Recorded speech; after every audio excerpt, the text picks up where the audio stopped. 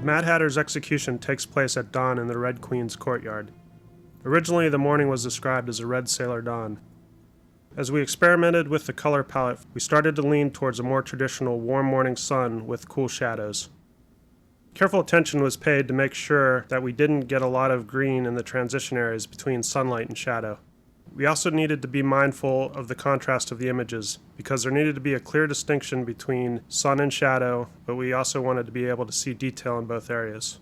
Matte paintings were created 360 degrees around the courtyard, with an emphasis placed on the sky and the entry to the courtyard. Layers of haze, steam, and dust build up the atmosphere in the courtyard to help give shots a sense of depth.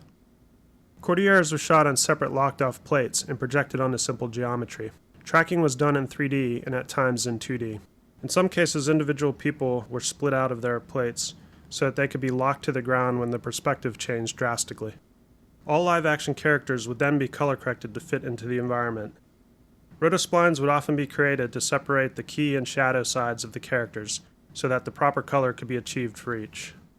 The Queen was shot on a 4K plate so her head could be made larger compared to her body without losing detail. Special attention is paid to how the neck warps into the collar of her dress, and other proportions like her shoulders and waist are subtly changed. After the courtiers are added to the plate, the shots are reframed to work with their new proportions. For the Tweedles, Matt Lucas was shot in 2 takes and then split together to get the final performance. The animation was done to match the live-action performance. The plate of the Tweedles' faces would then be composited into the CG. Finally, any discrepancies between the CG and live-action faces would be reconciled by a combination of 2D tracking and image warping to make sure that the elements locked together.